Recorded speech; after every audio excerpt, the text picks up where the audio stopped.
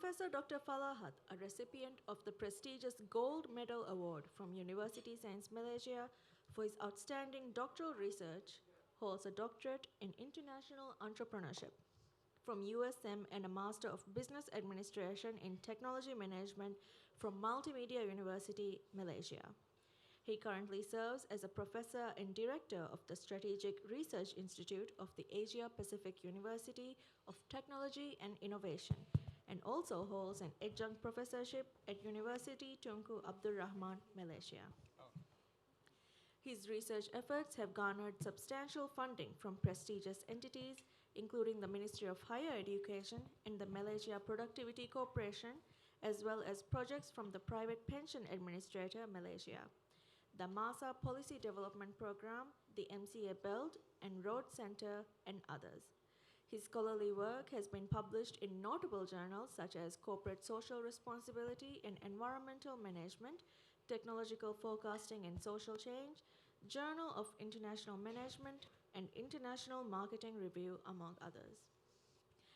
Professor Dr. Falahat also holds esteemed editorial positions, including being the Associate Editor of RAE, Revista de Administração de Empresas, Editorial Board of Journal of Open Innovation, Technology, Market, and Complexity, a guest editor for sustainability, and a board member for journals like the Asia Pacific Journal of Business Administration, Middle East Journal of Management, Technology Innovation Management Review, Journal for Global Business Advancement, and Journal for International Business and Entrepreneurship Development. Professor Dr. Muhammad Falahat. Thank you very much. Good afternoon, distinguished Rector Dr. Ahmed Anwar, Vice Rector Dr. Ali Najib, Deputy Vice Rector Dr. Muhammad Adil, Dean of Research Dr. Fazila, esteemed guests, colleagues, ladies and gentlemen. This is my great honor to be here today. Before I start, let me begin by expressing my deepest gratitude to Professor Dr. Ali Najib, Vice Rector and COO of the Villa College, for kind invitation and great hospitality. It is both honor and privilege to stand before you today at the International Conference on Social Research and Innovation.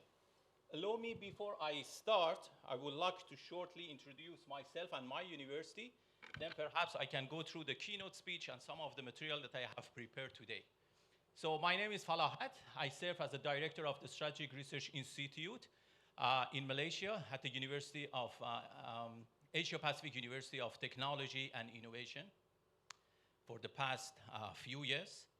I was privileged and humbled to receive the National Outstanding Research Award 2025 by Emerald just last 2 months. And at the beginning of my career, I received the gold medal from the USM, one of the public university. So let me introduce my university so you get to know the university that I came from. So I'm from the Asia Pacific University of Technology and Innovation, one of the top technology university in Malaysia. We have privilege to get the permission to build our campus inside the technology park, and together with all the multinational companies that they are in Malaysia. So we have established the university in 1993. Since then, we have produced more than 85,000 graduates. Currently, we have 16,000 students from 130 countries. So this brings us as a #1 university in Malaysia with regards to the number of international students. We have received many recognition. So 5-star and 6 stars from the Ministry of Higher Education, and also for the QS ranking, we are among the top 10 university in Malaysia with regards to the quality of education. So in terms of international students, we are #1. In terms of the, in terms of the world ranking, we are 597. So of course, we are proud of the ranking, but putting the ranking aside, we have one common mission among all academic staff to make sure that we have 100% employability. So far for the last 5 years, we managed to have 100% employability. The survey has been done by the Ministry of Higher Education. So today, I'm here to talk about a very important topic, empowering impact. Before I start, I would like to begin by asking a very important questions. If you graduated today, how much of you have learned it will be relevant in the next few years? Or if you graduated 5 years ago, how much material or how much information or knowledge you have gained, it would be relevant today. So this one shows that AI reshaping the world. Everything is changing. Previous time, you secured a degree. It was with you for life.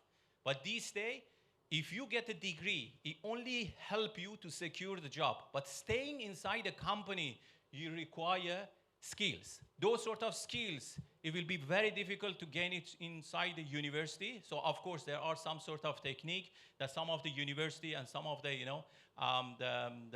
the stakeholders, ministries, they comes together to see how they can work it out to make sure that they can provide some sort of skills required for those sort of employability. So knowledge is perishable. Continue learning, keep it alive. Meaning that you must make sure that throughout your career, you can upgrade yourself, you can upskill yourself in order to be,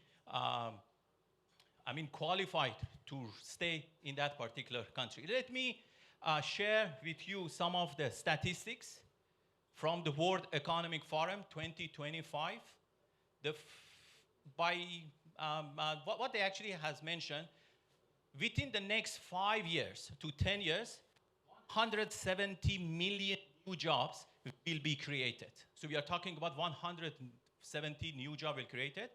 And at the same time, 92 million jobs will disappear. Meaning that whatever the job will created in the next few years require new skills.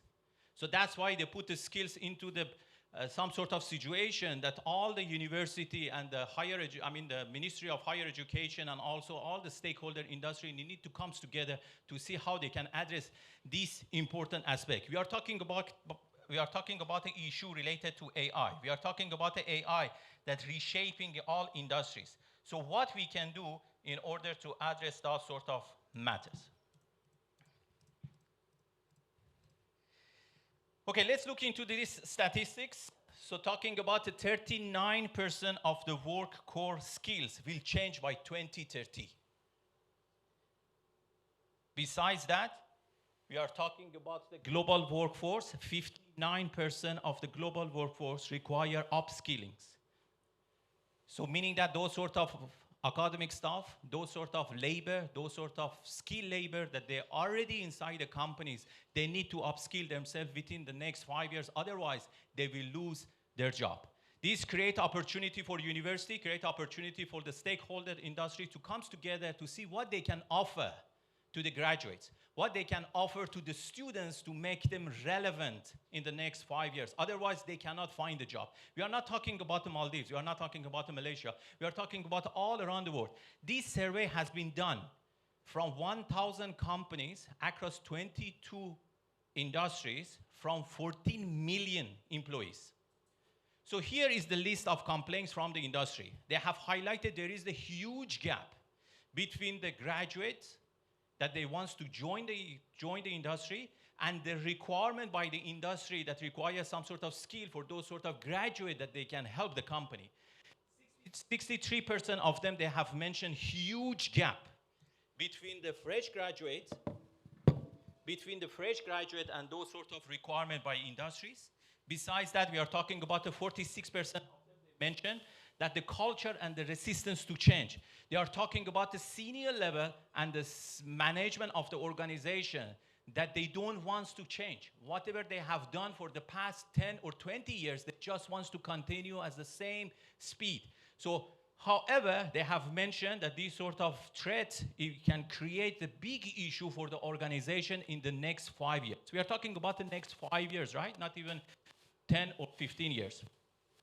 Outdated or flexibility of regulation framework, again, whatever the government or whatever the university or whatever the companies they have, they are resistant to change with whatever required in the next 5 years due to AI changes.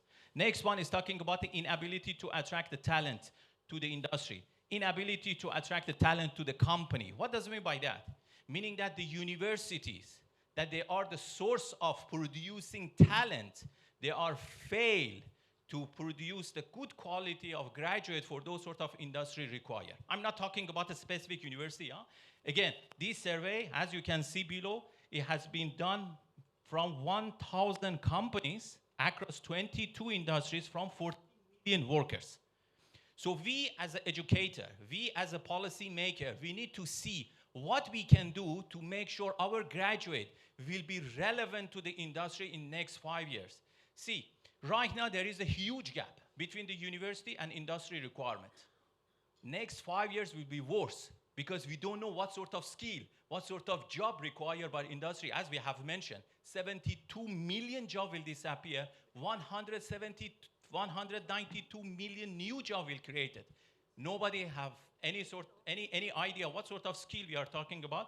So that's why we need to be very particular how we can minimize this gap between our graduates and industry requirement. If we don't address this within the next 5 years, then we will face the issue by getting the students to our university.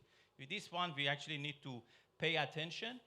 And also other matters that has highlighted over here. Let's look at the list. We are talking about the top 10 fastest growing skill by 2030. We are talking about the 5 years, next 5 years. What actually require? What industry looking for? AI aspect.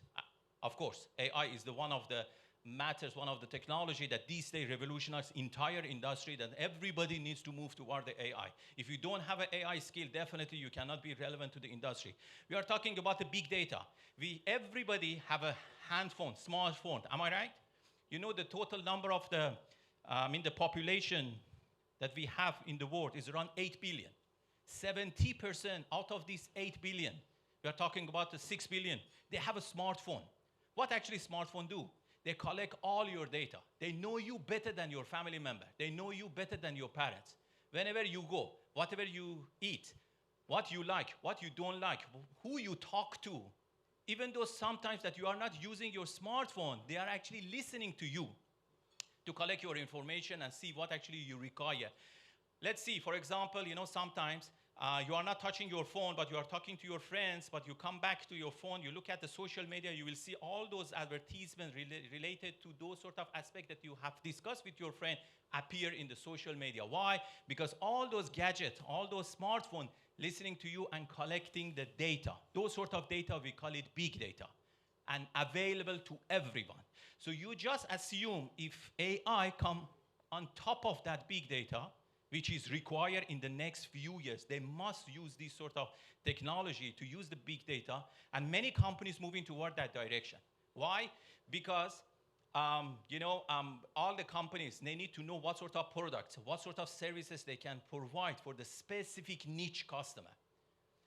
Resources are limited. Previous time, there was limited number of companies in local market to meet the demand of the customer. Right now, is no more these sort of cases. You are competing internationally. You are competing with the multinational company. They are targeting your market even though you don't want to target their customer. Therefore, if you want to be very successful, you need to look into the big data. You need to be able to analyze the data to understand which niche market belong to revise your product feature and also the service that you are providing. We are talking about the cybersecurity. Of course, when we have an AI, when we have a technology, cybersecurity also very important aspect. Let me give you an example of the ransomware. I'm not sure whether you heard about it or not. One of the biggest hospitals in California, US, last 2 years has been attacked by a group of hackers. They have stolen entire data of that particular hospital that belonged to all patients. So they locked them down. They couldn't do anything. They couldn't actually accept any sort of patient. Doctor need the records. So what has happened, they communicated with those and they paid them millions in order to receive back their data. So what we are talking about, these sort of jobs, these sort of skills, industry require. So we as a university, we need to pay attention. We need to be alert what sort of job. We as an educator, we also need to improve our skill in those sort of aspects. Technological literacy, new technology, every month introduced into the market. We need to learn, we need to improve ourselves to read and to understand all those new technology introduced into the market. Previous time, every 10 years, one technology. These days, due to AI, Every few months, you will see new application, new technology introduced to the market, and we need to teach our students. We need to encourage them to deal with the technology, and we need to learn it by ourselves as well. We are talking about some of the soft skill. So in the future, top, fastest growing skill, not only about the technical aspect, they are about the somehow soft skill as well. So we are talking about the creative, critical and analytical thinking. We are talking about the flexibility and agility. When something you don't know, you need to learn. You need to motivate yourself. You need to build some sort of skill to encourage you to go and look for those sort of information to enhance your skills. We are talking about the lifelong learning. Keep, try, learn, and improve your skills. We are talking about the leadership and teamwork. All these need to be learned inside the universities. So we as an educator, we as a policymaker, we as those sort of people that provide the policy for entire education, we need to look into those sort of aspects. When we come out with an assessment for our students, we need to see how we can help them to improve their soft skill. So if they don't have this sort of soft skill in the next few years, they will find the difficulties to find a job. And also, besides the technical skills that we have mentioned over here. So let's look into this slide. What is going on?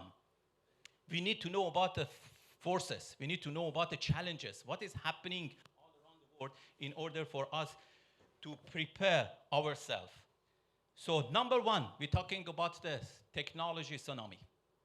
Technology, these days, technology is everywhere. We are talking about the AI. AI is revolutionized entire industry. Education, no exception for the education. We are talking about the big data, talking about the automation. All the manufacturing, they are moving toward that direction to reduce the cost, improve their performance, increase the productivity. So we need to know about that sort of aspect. We are talking about the quantum computings. Quantum computing, they are redefining the science. Those sort of algorithm, those sort of simulation that require perhaps few years to be assessed by the normal computer, through the quantum computing, they can actually come out with a result within the few seconds. When it comes to the drug discoveries, this quantum computing, they can help greatly. So we need to look into the program. We need to look into the syllabus. We need to look into some of the subject that they can fulfill the requirement of the AI, big data, automation, quantum computing. That's the trend. We need to be aware. Comes to the planet crisis, ESG and sustainability, they are no longer optional. They are must. They are the currency of survival. Previous time, multinational companies, they need to report this. Last 5 years, last 10 years. Because the stakeholder or shareholder, they want to see the report, whether that particular companies having the, they're actually taking care of the society, they're taking care of the environment. But right now, even the SMEs, they feel the pressure that they need to move toward that particular direction. They need to come out with a report. Otherwise, they are not able to sell their product to the customer. Customer these days, they have an option to look into those sort of companies that they have a green operation over those sort of company that they only focus on the profitability. We are talking about the trend. We are talking about the forces that we need to be aware of that. Next one is mental fragility.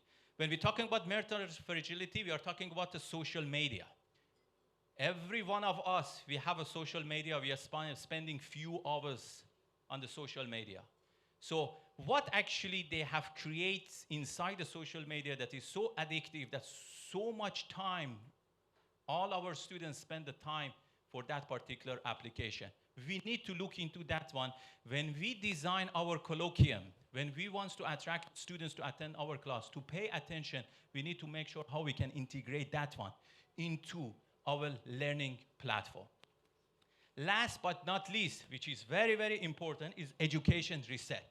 Some people call this as educational collapse. What does it mean by this? In the next 5 years, the skill will be more important than degree. Skills will be more important than degree. What does it mean by this? Meaning that in the next 5 years, our students have a choice whether to go inside the university and learn the knowledge or go inside a company. So what this report has highlighted, mentioned in the next 5 students, they will choose industry over the university in order to gain a skill and experience that's required for their job. But while they are working, they will come back to the university to enhance and improve their knowledge. So university, they need to design some sort of program or colloquium that they can engage them when they are working. When they are working, they are not fresh students. They have skills, they have experience, and they know some things better than us. And they're looking for the flexibility. So that's why we're talking about the macro credential. Have you heard about macro credential? Macro credential is the trend for the next 5 years. So university, they need to do some sort of changes. They need to offer this to the industries. So macro credential meaning that I'm working inside the companies. After a few years, I want to upskill my knowledge. So what I do? I will come back to the university, I will discuss. I will tell you, I won't spend my time for 3 years or 4 years to finish my degree. But I will tell you what sort of subject I want to go through. So you cannot dictate to me, this is the degree, and you need to go through all these subjects. I said this one not relevant, this one not relevant, this one not relevant, this one not relevant. So those subjects that are relevant to me, I want you to offer to me. So again, this one is a great opportunity for Malaysia. We already started. We already start communicating with the Ministry of Higher Education, with a few universities, to come out with a platform. Because we know in the future, when the students work inside the company, then comes to APU to take one subject or 2 subjects related to the technology, because we are top technology in the university in Malaysia, that is okay. But after that, they want to go to another university to look into the marketing subjects. Because that particular university is very good in marketing. And they will go to the other university, go for the technical one. So we need to see how we can actually work in that direction, and we need to prepare for the changes in the next few years. We are talking about the next 5 years. This survey has been done for the Future Ready Entrepreneurship. They have collected the data from the senior leaders of many companies, over 1,000. 77% of them, they mentioned, from now on, what we are going to do, we are going to do reskilling and upskilling of existing workforce to better work with AI. This is number one, first priority. Second one, 69% of them mentioned they are going to hire new people with the skill to design the AI. So the first one, those people who can work with AI. Second one, who can design AI. The third one, they will hire the new people with the skill to better work with AI. Again, AI, right? Number 4, 49% they have mentioned, we are going to restructure entire organization and value creation to make sure that whatever the AI create opportunity, we can provide the product and services. Because they know they can actually gain the profit much more better through those sort of opportunity from AI. 47% of them, they mentioned transitional or transferring the people from those sort of job that they can do, they want to transfer it to the other department because they can replace it. Let me give you an example. Schlumberger, one of the top oil and gas companies, for their entire HR department, they have removed it completely with AI. They came with a software, new applicant, they can submit their CV to that particular software, so AI will look into the details, then they will conduct the interview, they conduct the examination, they check the mentality, they look into all the medical aspects, then they will provide a report to the senior management just to see that particular candidate and they recruit that particular person. Again, they are talking about removing people from those sort of aspects that the AI can do very well. Last but not least, downsizing. Those sort of jobs that we have mentioned will disappear very soon. Within the next 5 years, they will replace it with AI. This sort of aspect is very good information for entrepreneur, business owner. Please be aware, the future is about AI. So of course, when we're talking about these sort of changes, about the environment, research also very vulnerable, it changed. Let me give you some sort of information. There are 3-stage evolution of the research mindset. Traditionally, the first one, old model. Majority of the university and us focus on the publication. Q1 to Q4, make sure you publish it. It doesn't matter, you do it alone in the group, but in order to keep your job, you need to come out with a publication. That is traditional one. Emerging model that majority of the university these days all around the world focusing on is the start with a real world problem. No problem, no research. So nobody provide the funding these days to your research if there is no solid research problem. So they expect those sort of problems to be integrated and linked with the SDGs, linked with some of the matter related to the national priority in order to provide the funding and you provide the solution. This is the emerging. And of course, they look into the citation, to the impact over here. Over here, they're looking into the number of publications. Over here, they're looking into the citation, which is emerging these majority of the university. In the future, no university looking into the number of publications. No university looking into the number of citation. What they look into the impact. They don't look into the outcome. They don't look into the output, they look into the outcome because they want to see the result. They want to see the impact to the society. They want to see the impact to the environment, impact to the economy. They believe if you move toward that direction, there is no problem for you to publish your paper. And that sort of publication can attract the citation from all around the world. So my advice to all the researchers, please be aware, from now on, perhaps you can actually implement this model to be ahead of future. Meaning that whenever you want to do the research, consider the real research problem and look into the impact that you can create for the society and environment. So what does future-ready research actually look like? What we should do? There are few stages. Number one, we are talking about the problem-driven. Start with a real problem and real issue whenever you want to do any research or writing any paper. Forget about the theory. Forget about the gap. You know, the last 10 years I graduated, the last 15 years, my supervisor always told me, go and look for the gap. But right now I'm telling my students, forget about the gap, forget about the theories, look into the real problem that you want to provide the solution. Second one, interdisciplinary. Whatever the research area you have and you are focusing on, for example, business, get another disciplines to complement your study. For example, business with IT or technology. Talk to other academics across your department to see how you can communicate with them and complete your proposal in such a way that the solution will be involved into the multidisciplinary aspect. Or if you are looking into the healthcare, try to get the AI on top of that. That is the new trend.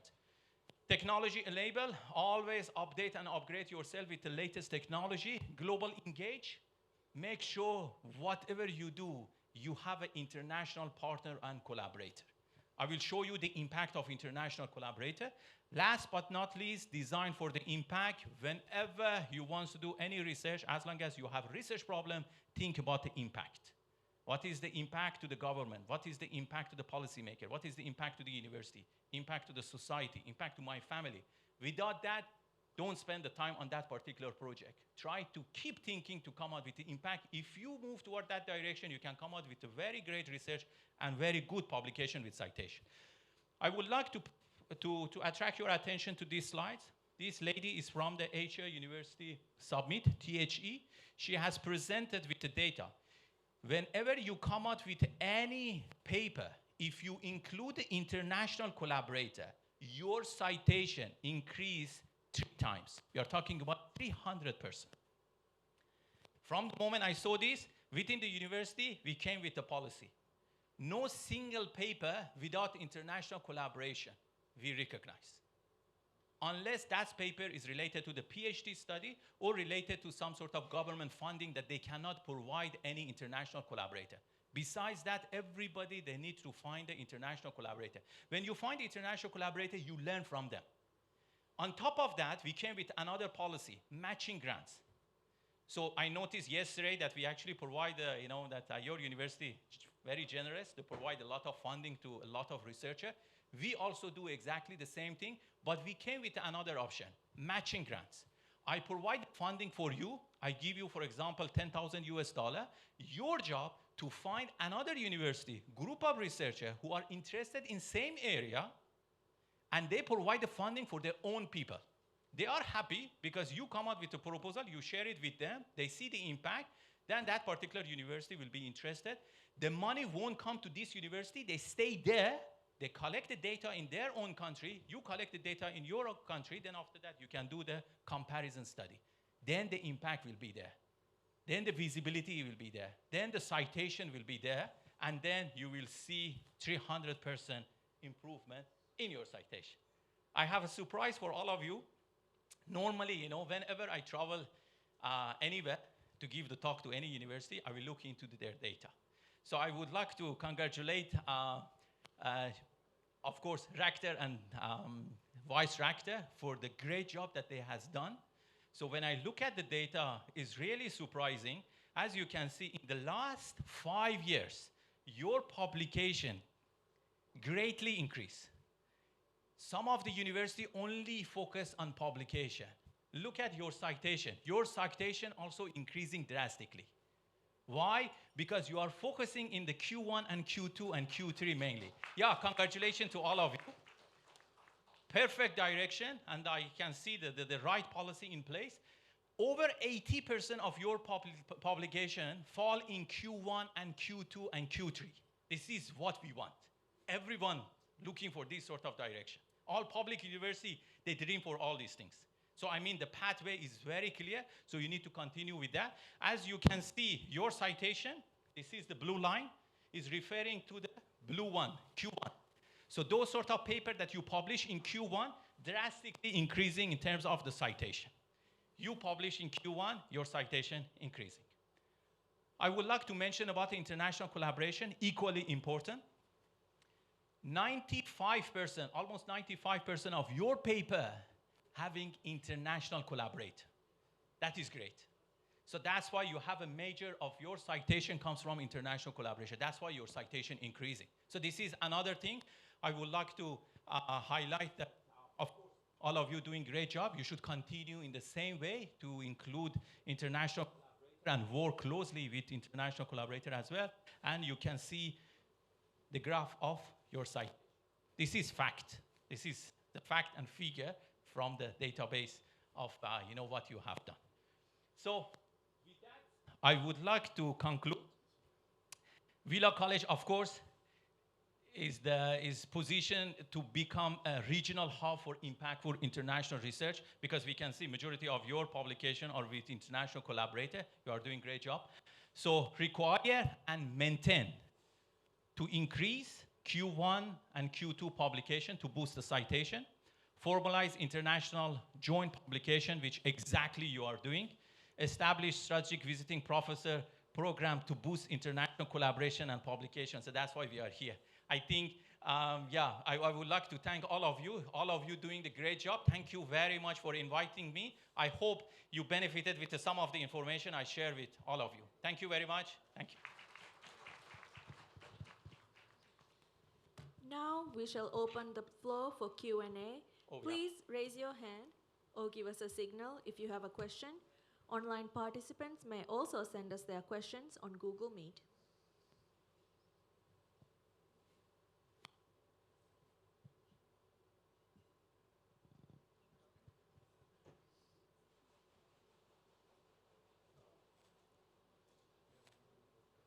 So when there is no question, I have the assumption, two assumptions. Either the presentation was very good or nobody understand.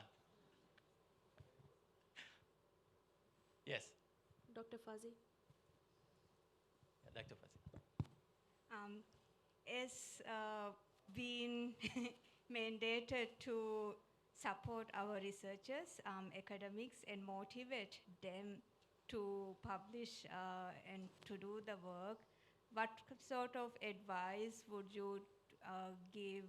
Because we work, as an academic, you would know as well, we work in a very academic environment that is very time consuming. There's always something much more prioritized than the others, and most of the time the research itself gets a backbenched or least priority or no time to go into the depth to produce a high quality research worthy of Q1 journals. So what would be some pointers for me to take away to provide this motivation to our academics? Okay, that's a great question. Let me highlight in my university, Asia Pacific University of Technology and Innovation, we don't have 2 or 3 intakes. We have 7 intakes, 7 to 8 intakes. You know, what does it mean by that? Meaning that your semester haven't finished, another semester already started. So at the same time, maybe you are engaged with 3 semester or 3 intakes, and the new students coming in. That's why I mentioned we have 16,000 students from 130 countries, meaning that we provide the flexibility. Whenever any country, they come out to the point that they need to send the students for education, we have an intake for them to come in. We have a bus, they go on the bus, they come to APU, right? But we have started some sort of creating the culture for the research and publication. Whatever you are doing right now is the right thing to do, is creating the culture. When I see you are publishing, when I see, for example, the rector talking about the publication, when I see, for example, when it comes to the promotion, they look into the number of publication, and my colleagues already publishing that, it will impact me. And I want to be involved on that. So motivation, research is boring. I mean, we already know, right? When it comes to the publication, also time consuming. So we cannot give the motivational talk to our academic staff to be motivated to publish, but as long as we create some sort of culture that everybody moving toward that direction, and this is the university direction, I believe strongly what we have done in the APU and also my previous university, everybody moving toward that direction. And we need to be aware of this and communicate with all academic staff. You are lecturer. Your job is not only teaching. You need to conduct the research and you need to publish your paper. As long as we put it and integrate it into the KPI, I believe everybody can work it well. KPI, that means the performance. When we evaluate the performance, it should look into the number of publication as well. So yeah, it's a bit hard, it's a bit harsh, but that's the university direction normally when they take the, creating culture. Yeah.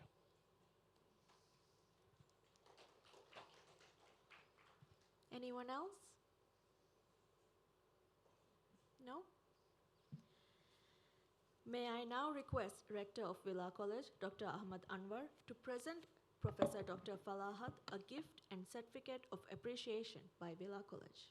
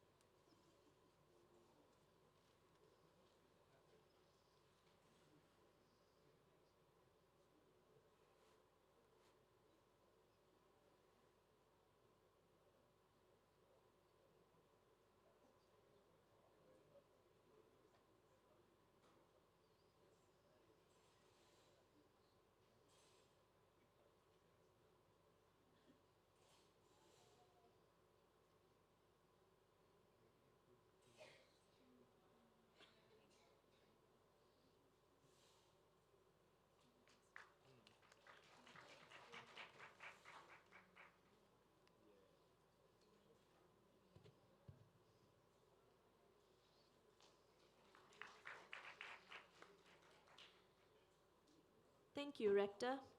We thank Professor Dr. Falahat for the motivating address and for sharing his valuable time with us. Please join us to give him a warm round of applause.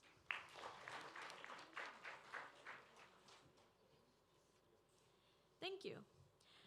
The final 4 paper presentation sessions will now start simultaneously in 4 venues: the main hall in rooms WW101, 103, and 201. The parallel session rooms are on the first and second floors of the WW building, just outside the hall on your right. In parallel to the paper presentation session, we will have impact room sessions 7 and 8 in the EW building, first floor. I request all paper presenters to proceed to the venue where they are scheduled to present. All conference participants are encouraged to attend sessions of their interest.